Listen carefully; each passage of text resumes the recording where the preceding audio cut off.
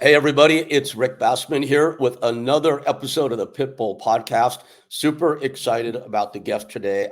Ever since I started talking tough 3 years ago, I've been trying to get this particular guest on, and we finally landed it today. And it's someone who I hugely admire in I would say the Pitbull world. That's too narrow, but there's something about what this woman has done in the Pitbull world that I just love. We'll get into that. We'll introduce her in a moment. Quickly, if you're watching us today on the Hannibal TV, which many of you are, please also check out and subscribe to my YouTube, if you wouldn't mind. That's at Rick Bassman. And that said, there's somebody else I'm equally excited to talk to today, all the way live from Chiba, Japan, outside of Tokyo. My good friend and my partner, the founder and operator of the only true animal sanctuary in all of Japan, Mina Martinez.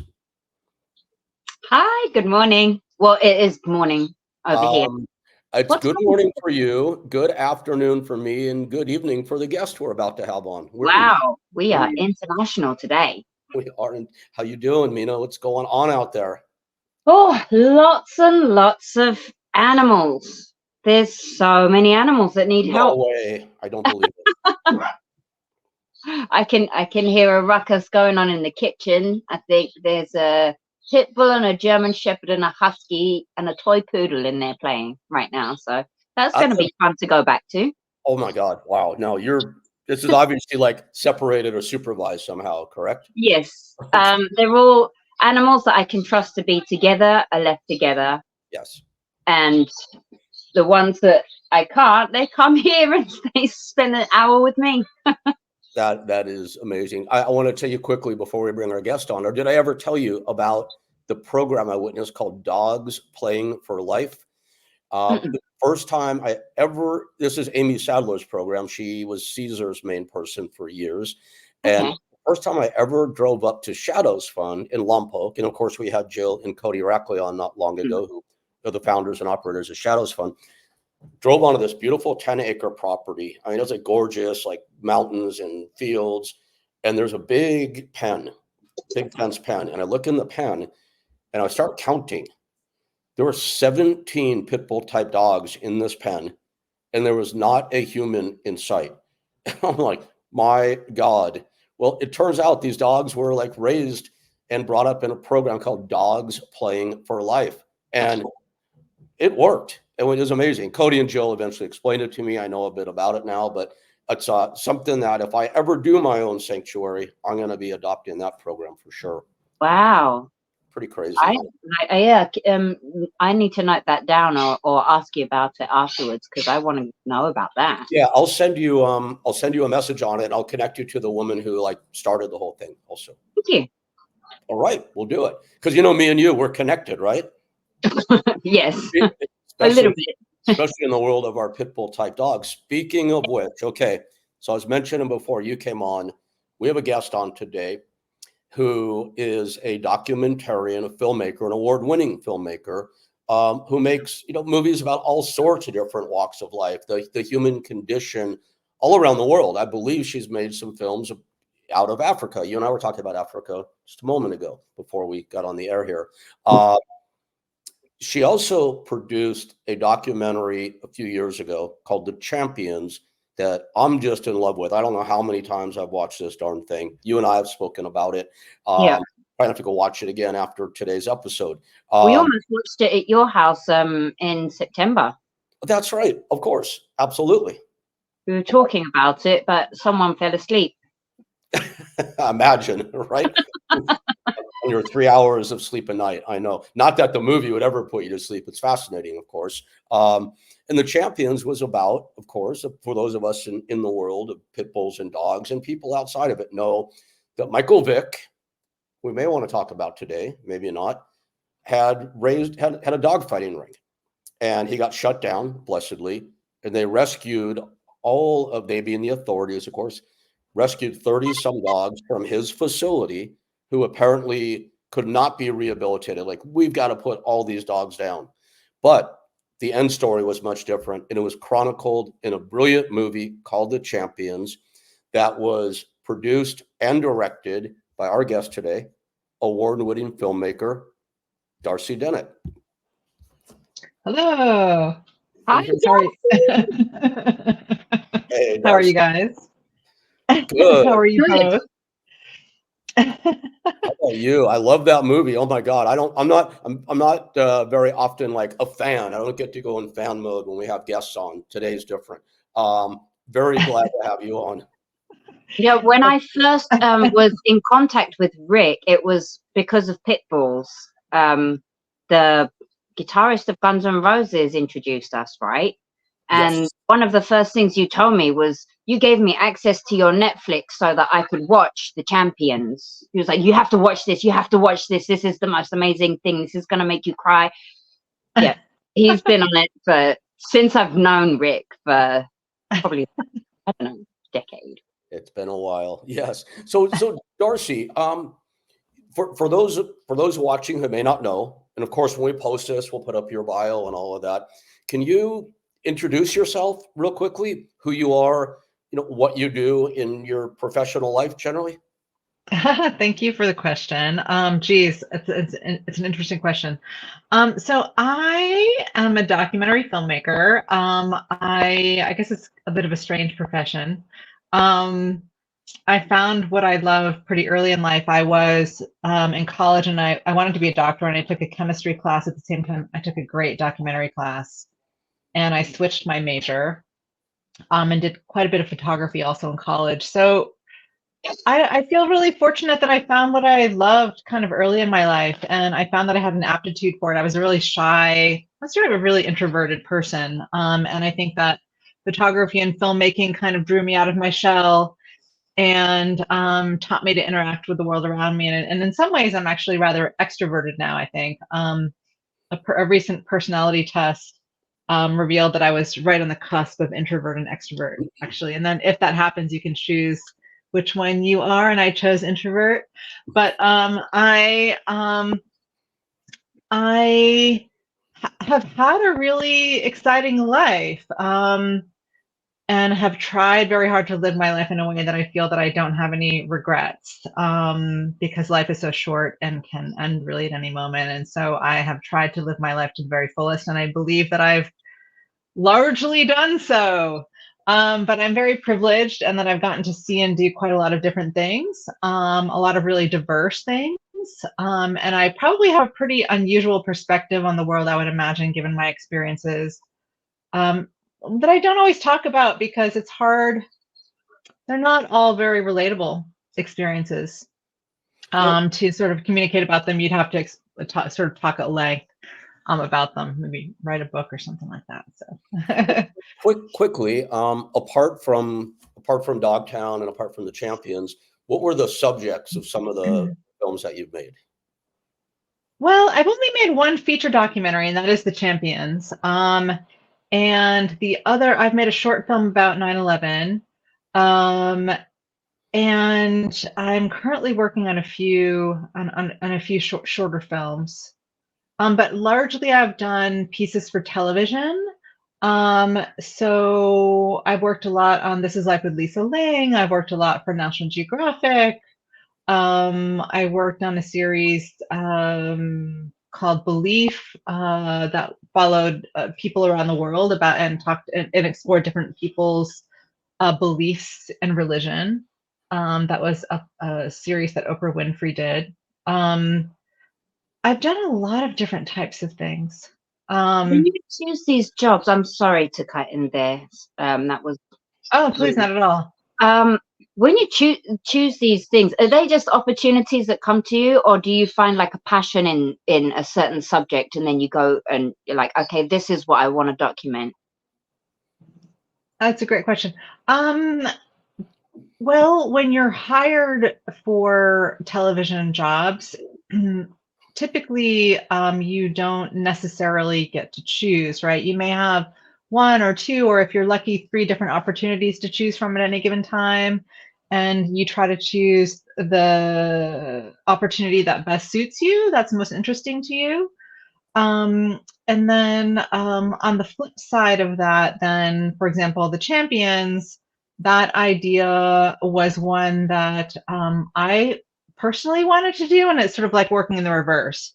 you have an idea, and you can't stop thinking about it, and you keep knocking on doors and trying to make it happen, and you're climbing uphill trying to make something happen, that if you're lucky and work hard enough, you can hopefully make happen. So they're very different. So the Champions was more like a passion project for you. Yes. And you developed that, as the term is known in the industry. How do you go from making all these TV shows and projects about human beings, and now you get interested in the world that the Champions portrayed? How did that happen? It's a great question. There was a producer that was working with me once on a series about dogs who said something like, well, I really prefer stories about humans. And at the time I was like, wow, that's a really funny thing to say, like, that she characterized herself that way. I feel like, so I had worked on the series Dogtown, which somebody had approached me about developing. So I was involved in the series Dogtown, which is a series that follows the work of Best Friends Animal Society, from sort of the very beginning through to the very end, actually. And throughout the course of that series, and at the time, I mean, I've always loved animals, but I wasn't necessarily very experienced with animals, and I wouldn't have considered myself an animal advocate necessarily. I wouldn't have known how to be an animal advocate. And of course, the whole world of animal welfare is huge and diverse and complicated. And so throughout the time that I spent working on Dogtown, I got to know the folks at Best Friends Animal Society. Amazing, incredible group of people. Can I interject something real quick? I interrupt a lot, sorry. So no, please. I prefer that, actually. Just for context, every year Best Friends does a sanctuary education program, where people that are in that industry or want to be in it come take this course from Best Friend. It's online. Then there's a week intensive actually in Utah. So this past year, they give out one scholarship each year. And this year, Mina was actually the recipient of that scholarship. So that's great. Here in September. Wow. Were you in Utah? Yes, I was at Best Friends Animal Sanctuary. I was actually emailing with the director of education just this morning and yesterday, because they always want to be like in the know of what's happening at the moment and where the sanctuary is heading and what we're doing, and just making sure that like their scholarship didn't go to waste, basically. Oh, They're wow. really involved. It's really nice. And we're both big fans of Best Friends and friends with Francis and Greg and Julie and all that. So they're great. I have one more thing I want to add, then I'll shut up and stop my. Oh no, please. It's just a quick anecdote that I want to share. So Mina's heard me say this before. My personal dogs, are not the sharpest tools in the shed, and it's like I love them to death. I love them more than anything. But you always hear people go, "Oh yeah, my dog's like." They like watch TV or they do this. I'm like, no, they don't. Come on, stop already. I don't buy that, right? So when I lived in San Clemente years ago, I had my first two Pitbull type dogs, Marley and Ramon, my Staffordshire Bull Terriers. And every Saturday morning, I swear to God, we sat on the sofa in my living room and three of us would watch Dogtown, and they watched the whole thing. I kid you. Oh my God. Anyway, I had to throw that out there. So anyway, oh my God. I love that, actually. A lot of people really love that series. It was sad that it went away. I've heard from Cherry's parents, Cherry's family, that when Dogtown came on and he heard Michelle Besman, one of the trainers, speak, that Cherry would be like, zoop, to hear Michelle's voice. So that's so sweet of you. Yeah, I love that series. I loved working on it.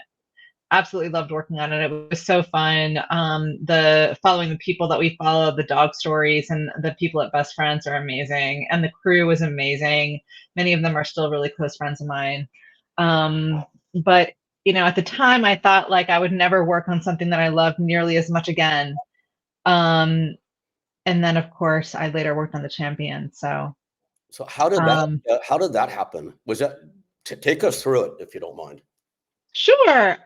So during the course of filming Dogtown, which the series lasted for almost 3 years, towards the end, we'd been filming the series for a few years, and then we heard that Best Friends was possibly taking the dogs that had been rescued from Michael Vick's fighting ring. And it was very complicated for them to do so. They were probably the only sanctuary in the country that was able to do such a thing, because nobody at the time knew if these dogs would require sanctuary for the rest of their lives. People didn't believe that these dogs could be rehabilitated. So they had the resources to keep them for life if necessary, and had to sort of convince the powers that be, and I'm sure that there were a lot of hoops to jump through at the time, that they were able to take on these dogs. And there was lots of legal kind of red tape to try to cut through to make that happen. How many dogs were there? Could you remind us? There were 50, and and it's been a while, around 50.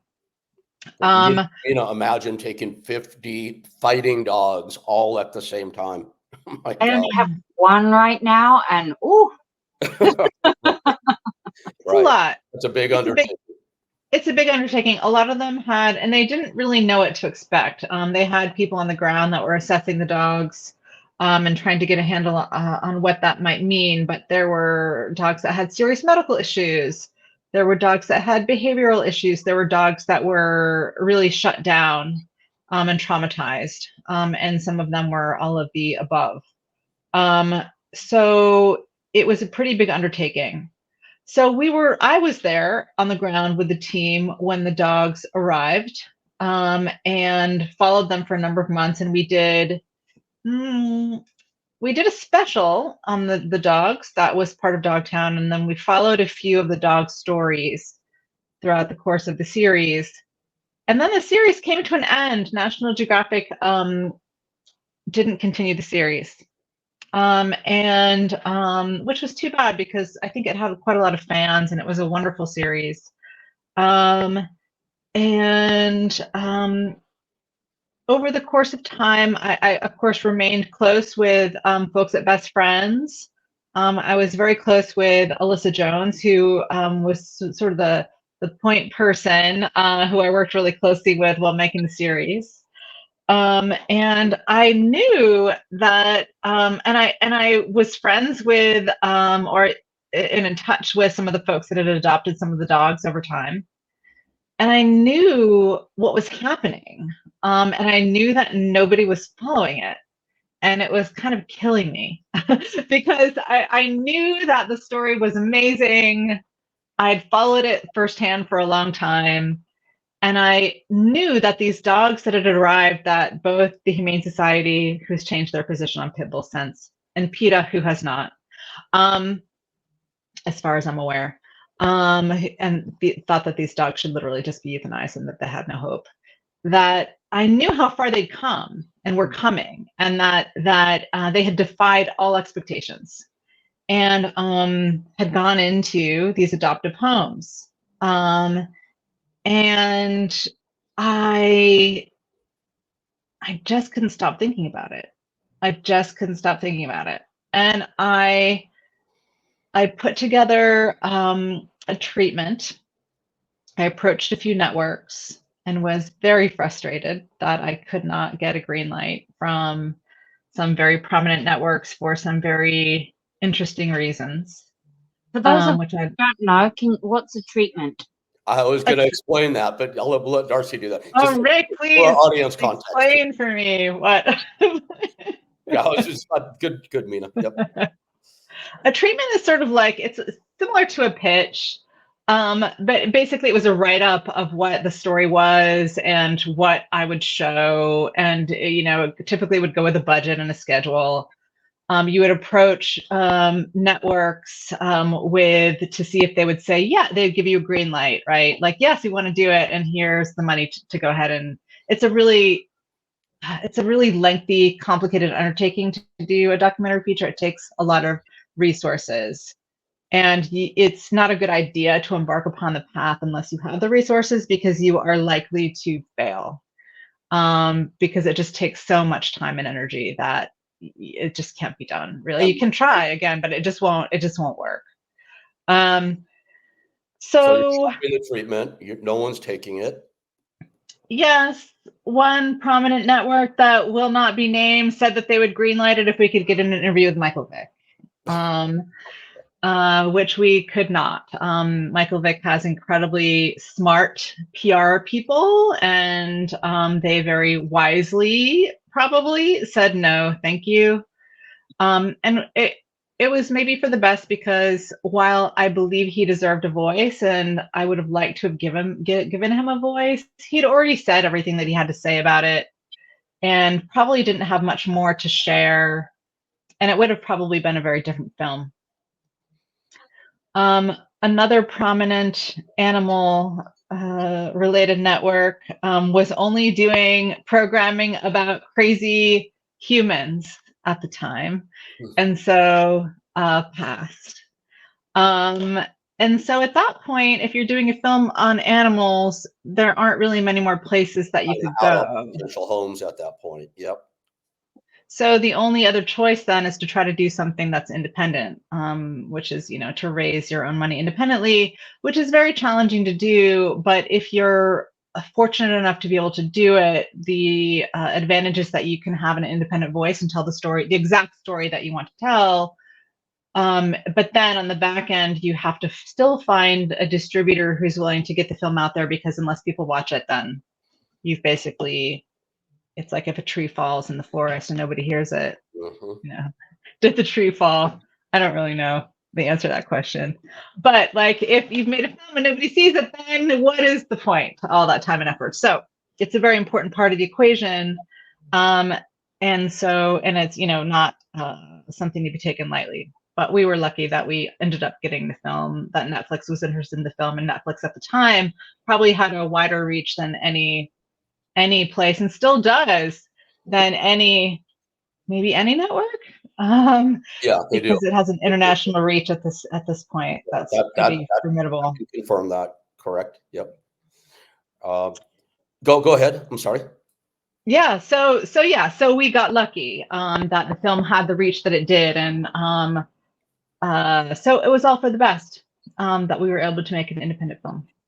So I want to take you back. My apologies, because in my mind, the Champions came before Dogtown. So you've told us Dogtown is first. Understand that. Do you remember back before you engaged with Best Friends, or before you started on Dogtown? Do you remember back in those days what your attitude was? Any preconceptions about Pitbull type dogs? Sure. I mean, I think that my attitudes about, we can even just talk about dogs in general, because I remember the exact moment when things started to change as far as working on Dogtown, and my attitude towards dogs at Best Friends, because they have a very unique perspective on it. I think, like most people, I wouldn't have been different from most people. I think most people have been taught to be afraid of pit bulls through the media, which is a pretty, if it bleeds, it leads, which the media is certainly guilty of, and not just with respect to pit bulls. They can make you afraid of the weather if they choose to, so it's raining like crazy out there. You better be careful, so, it could be anything. Sure did a number on making people afraid of pit bulls, no doubt about it. Yes.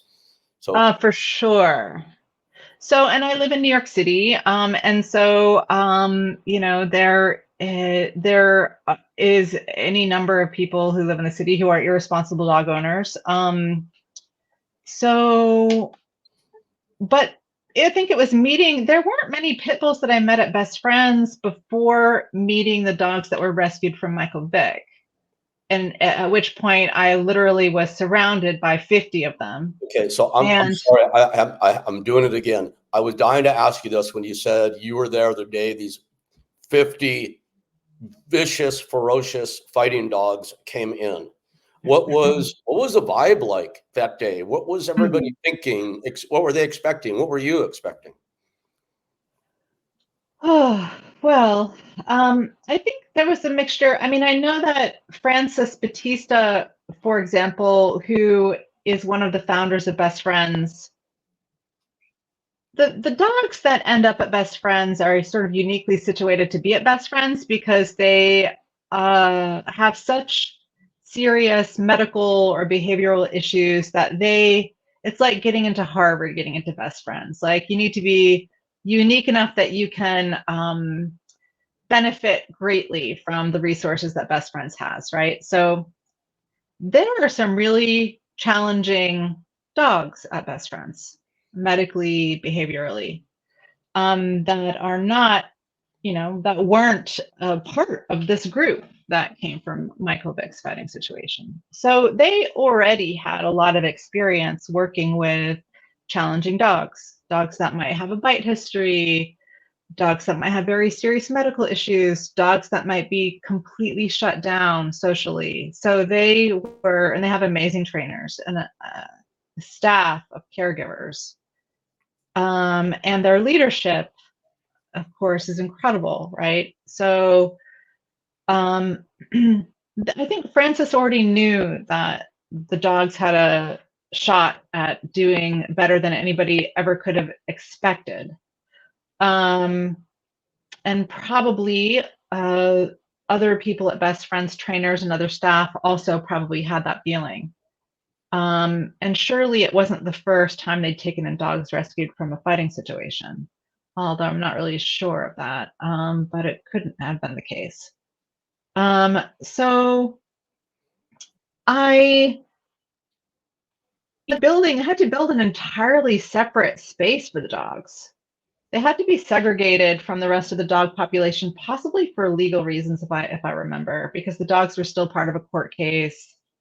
Forget the specifics of how that worked, but they built an entirely new space, entirely new runs. All the dogs were to be kept together in this space, and separated.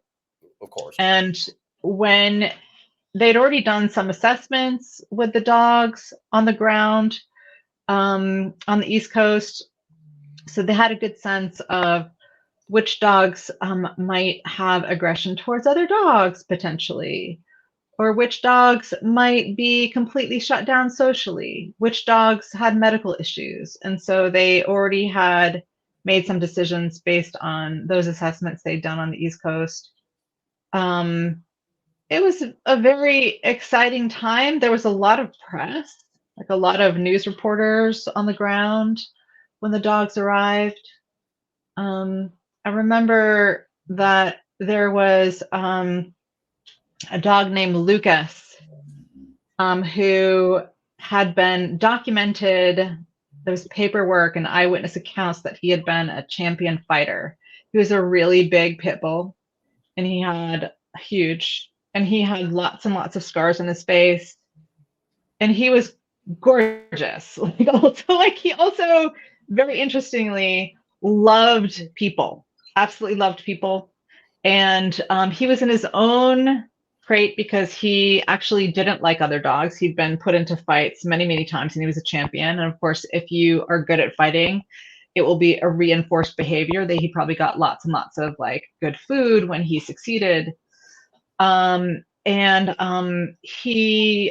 I was in his cage relatively often, and he would always be super sweet and give lots of kisses, and he was really, really fantastic with people. But over time, it's also really atypical for a dog, I think, to fight with other dogs. There were only a few dogs that were known for fighting. It was like Lucas, Georgia. There were one or two others that didn't do well with other dogs. The majority had completely different issues. And so it was interesting because I learned over time that dogs don't want to fight other dogs. It's very difficult to get them to fight other dogs. They only do so if it's kind of like if somebody's really working at trying to get it to happen, maybe depriving them of things, annoying them, getting them to kind of snap so that they'll break and do it. But I think to try to get a dog to fight another, it's just not in their nature. So I thought that was really interesting. Or as you said, Lucas, with people. Question. So if you at this time were talking to your friends or your mom or whomever, and you said, hey, I'm going to go hang out in the kennel and get kisses from a giant fighting champion Pitbull, what would your friends or your mom have said to that?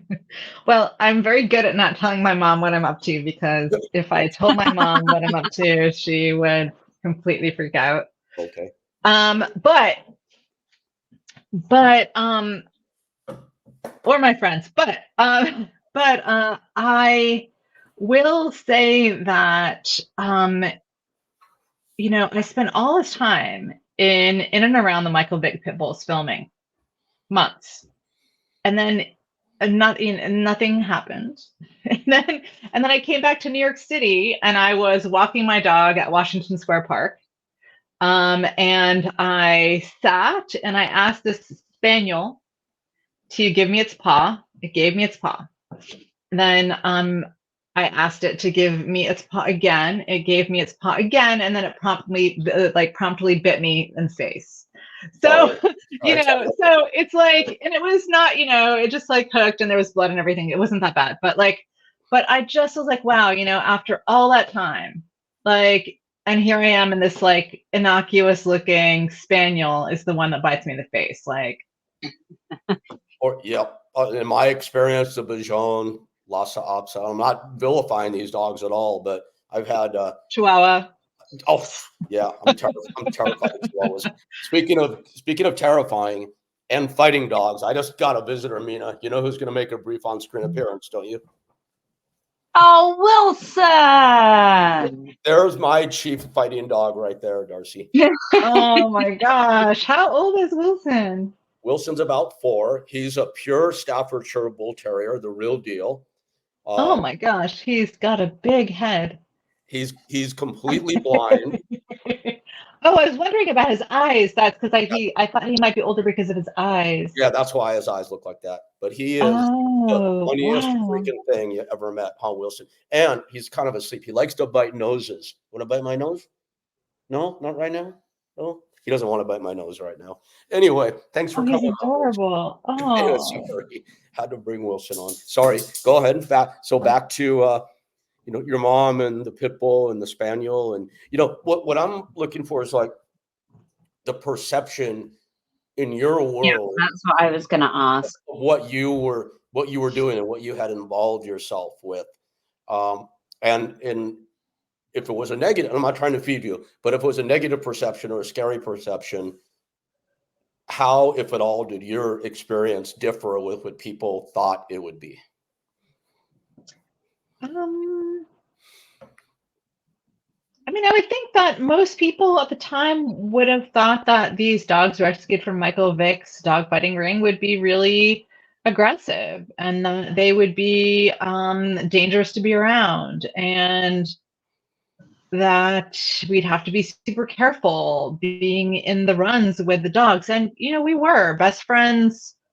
Staff and caregivers were incredibly conscientious about making sure that they kept us safe, kept the staff safe, kept us, the filmmakers, safe, and kept the dog safe. If a dog bites somebody, that's a very serious history to carry. Mm-hmm. And sometimes when dogs are afraid, and you have them into a corner, it's possible that they might bite because of that. And so the staff did a great job, I think, managing all of that, all those variables.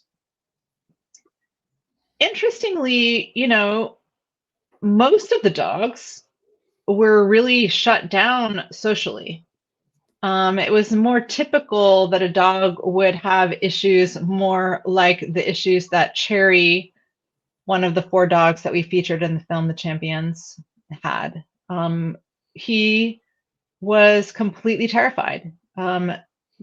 Frozen, couldn't walk. He would flatten like a pancake and not move. You couldn't even drag him on a leash. He would sit in a corner and not engage with Michelle Bassman Weaver, who spent months with Cherry, getting him used to being around her and underneath her desk when she was working.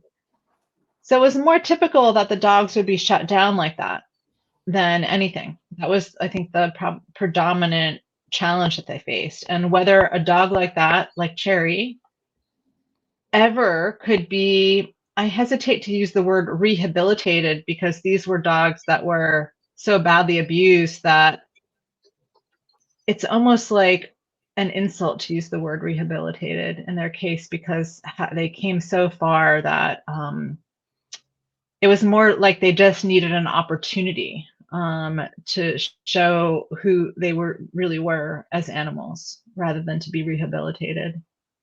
Because they didn't want to fight to start with. So I think that what's interesting about the dogs, and what's interesting about, I think, many things in life, if you're a filmmaker, is that it's always a mistake to go in with preconceived notions, right? Because it's more typical that the reality is not what you would expect. And I think that was the case here, that these dogs defied all expectations, and that the media had done a really good job making them seem really scary and dangerous. But really, it's the people that were the scary and dangerous ones. Our pal Michael Vick, for instance. And I want to come back to what you just said in a moment, but I have to ask this: if Michael Vick had said, "Yes, I'll come on film, I'll do this movie for you," what would your approach have been? How did you feel about him at that time? I guess as a documentarian, you have to be objective, but I'm wondering, were you objective? What was your viewpoint, and what would you have tried to talk to him about? Well, that's a great question. I really love about best friends that they're very good at being very positive and kind of forward moving and proactive. They do not dwell in the darkness. They do not dwell in the negative. To them, it did not matter who Michael Vick was or what he'd done to these dogs. The focus was on the dogs. Mm-hmm. And, they didn't waste time and energy or breath on Michael Vick. And so part of the reason I think that the film perhaps is as optimistic as it is and idealistic, and so much more, it's about love, really, right? It's about unconditional love and the bond that we have between animals and humans, and hope, and overcoming the odds. But if Michael Vick had been involved, it would have been a very different film. I had looked at a lot of video of Michael Vick to see what he had to say about what had happened, and I don't believe that he maybe had a very complicated. I don't think he had a very evolved understanding of what he had done. I didn't really believe that he felt that sorry about what he'd done. I think that he probably grew up in a place where that was not atypical, or an environment where it wasn't atypical. And if you read the report that was, it was like a 17-page report of what he had done that was corroborated by eyewitnesses of him doing things that are far worse than was reported in the media, actually. It's hard not to feel horrified by that. But I mean, are people born bad? I don't think so, right? Like, he was probably abused as a child, or didn't get what he needed as a child, didn't get what he needed in life, and so did these terrible things. In some ways, I feel a little bit sorry for him. but that he's the kind of person that would do these things. I can't imagine doing these things to another living creature. That must not feel very good. Like so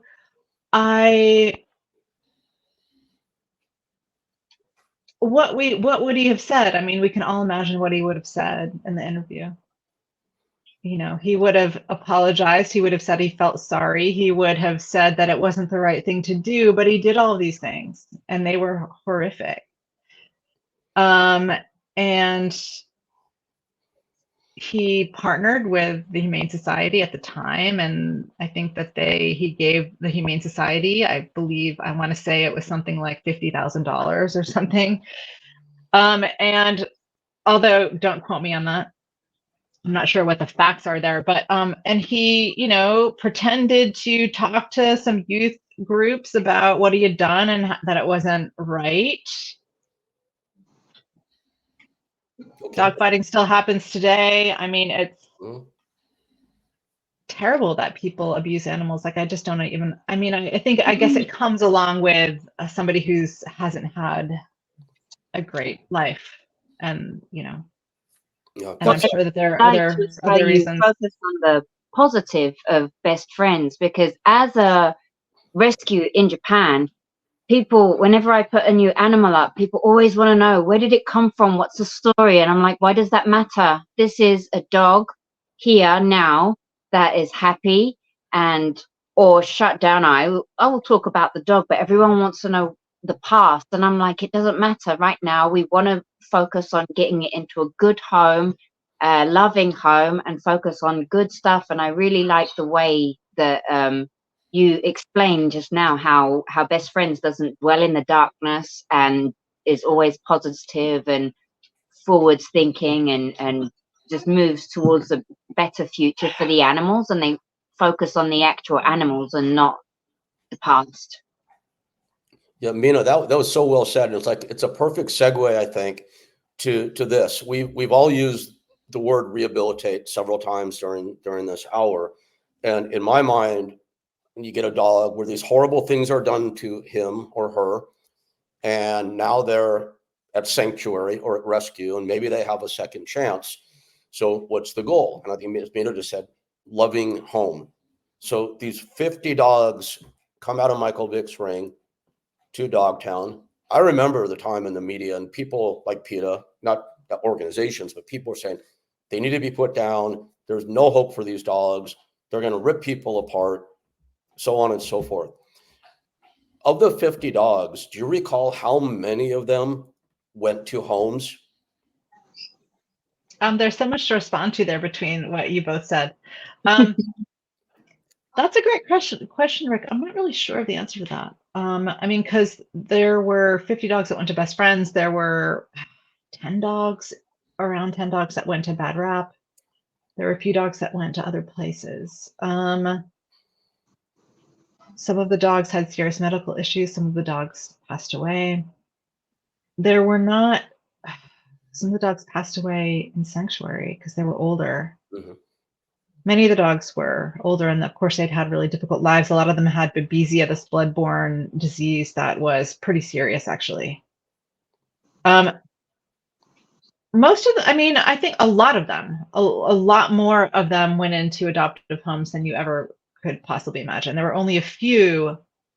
There was one in particular that I'm thinking of that had pretty serious issues with other dogs, with humans, and really only its caregiver interacted with the dog. And we kind of, stayed a distance from that dog. Most of the dogs went on to have pretty positive lives. And of course, we featured only 4 of them, but there were quite a few that and those dogs were chosen with care for the reasons why we chose those particular 4. You don't remember? I remember hearing, Darcy, and this could be misreported, but I was wondering if you had like the actual stats, because I don't.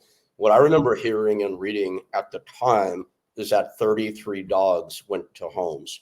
Does that sound even possible? So interesting. Yeah, for sure. That's interesting. I feel bad that I can't remember specifically. No, It's no, been a that's while. okay. Because I don't know. I Um, just heard it. I'm just repeating what I When I read. was Yeah. there in September, I heard that only 1 or 2 of them were left, but the majority had gone to loving homes and had thrived and had great lives. mhm. I mean, if that number is true, and who knows if it, I'm not saying it is or isn't, but if that number is true, let's take a leap for a moment and say it is. That's pretty remarkable, isn't it? And I think it's just it's a testament to the animal's spirit and for what these animals can realize in the hands of the right humans also. It's pretty amazing. I mean, I want to say it's kind of like a bigger number than that, even. So yeah, I think it's definitely possible. And if I mean, there were dogs that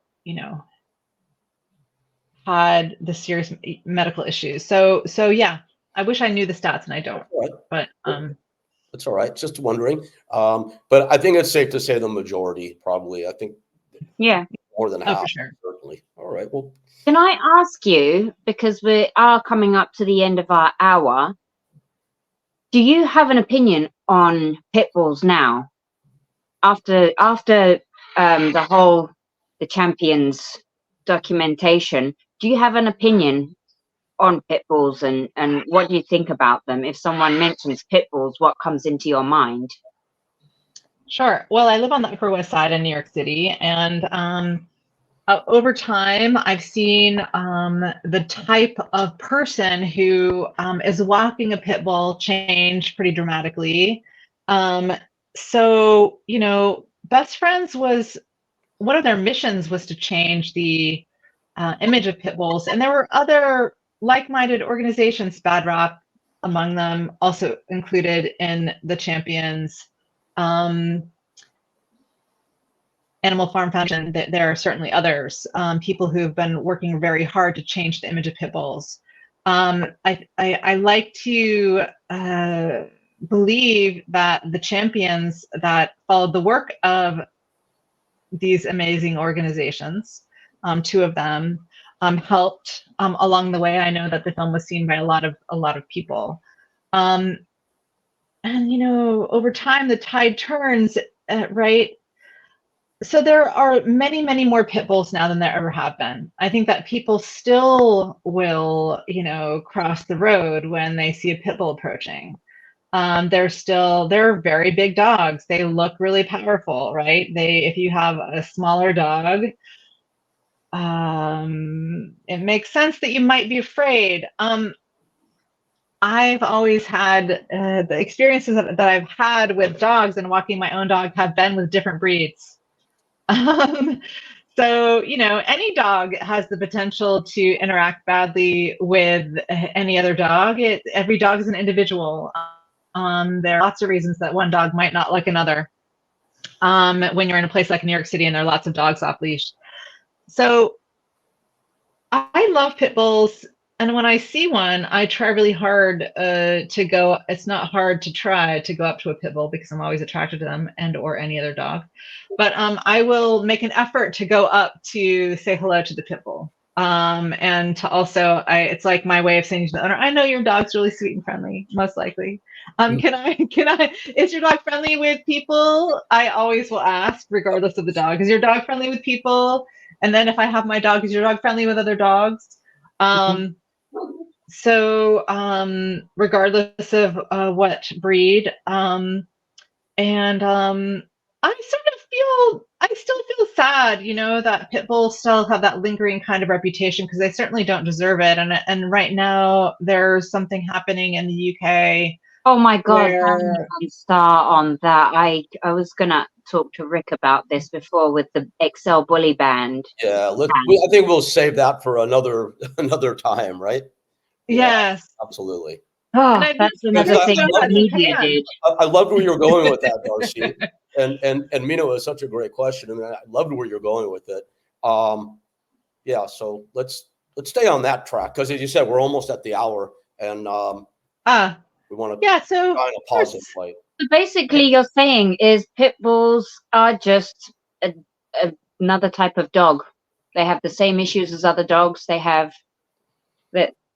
That's what I got from listening to you just now. Yeah, they're gentle giants. I mean, I think that one needs to take care with any dog that's over a certain size, regardless of what the breed is. But in my experience, pit bulls tend to be gentle giants that are really great with people. Most are very good with other dogs. And I also think that they're really cute. Thank you. I'll agree with that. They're good-looking dogs. I think that's a perfect place to go home for the evening.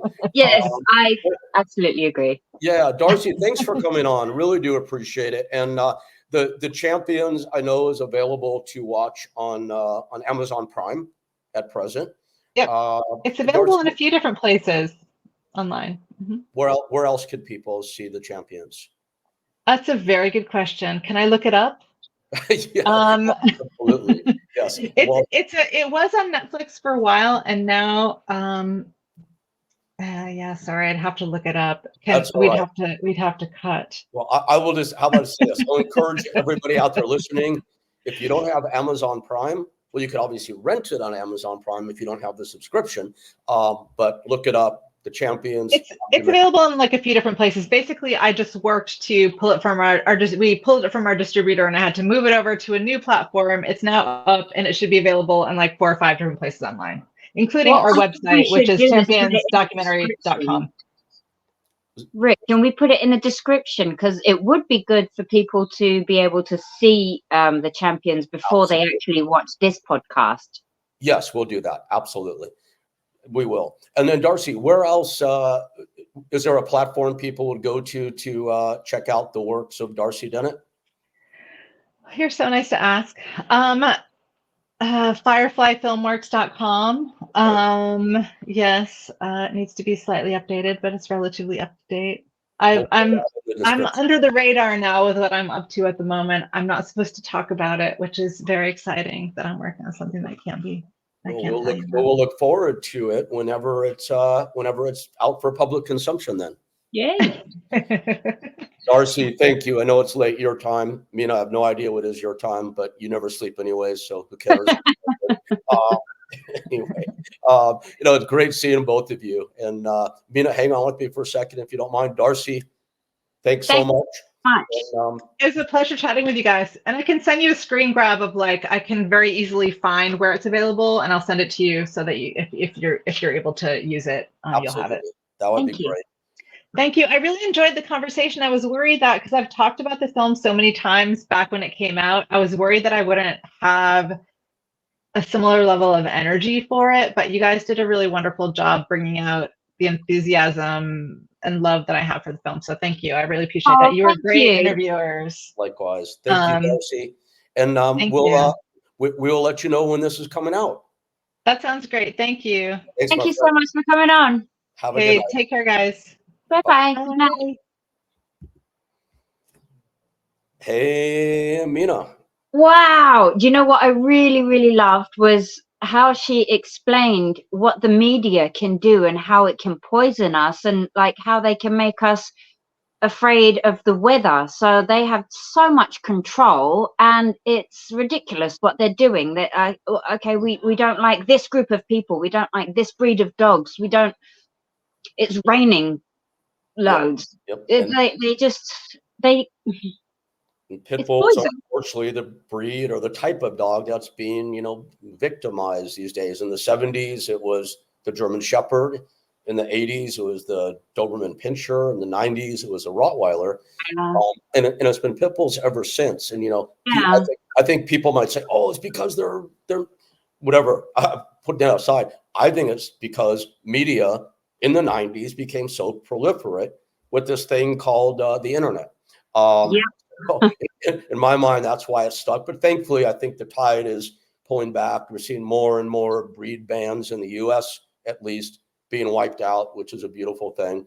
And as Darcy said, there was another thing that you mentioned. We were talking about it a while back now. You were talking about how the Pitbull is the first breed that was associated with any kind of music. and it's rap music, and also it's associated with gangsters as well. That's why you won't call OG and you've changed it to Yogi, because you don't want to associate it with anything bad. Absolutely. You're not going to catch my dogs running around with big old spike collars and cropped ears and black leather vests and all that. It ain't happening. It's more perpetuating an unfair stereotype. And Yeah. I think we've all had enough of that. Yeah. You did have Bangles did have cropped ears, right? Oh, sorry? Didn't Bangles have cropped ears? It's of my personal dogs. She's the only one that had ever been cropped. Yes, that was. Well, I've never had a dog with cropped ears either. But if one needed a home, then of course they would be welcome here, just like I would imagine your place too. Bengals ears, I think cropped as being far too generous. They were hacked off. It was so wrong, and she was so sweet and so beautiful that I forgave her for her ugly ears. It was fine. Yes, absolutely. Oh my God, Mina, good to see you. Great stuff today. Yeah, I really enjoyed it today. People out there, www.animo, not animal, animo, ANIMO, sanctuary.com. Check it out and follow Mina and Mina's Animal Sanctuary on Facebook. We're most active on Facebook, so if you look up Animo on Facebook, that's where most of the stuff goes on. We've got Patreon going on as well. Well, as always, keep up your great work, and I will see you next week, my friend. Can I show my T-shirt that I got for this week? I don't know. Can you? We are their voice. Love it. Love it. Love it. That's fantastic. That's so spot on. There's nothing to add to that. That's how I wanted to end today. Perfect. See you next week, Mina. All right. Thank you. See you next week, Rick. Have a great week. You too. Bye-bye.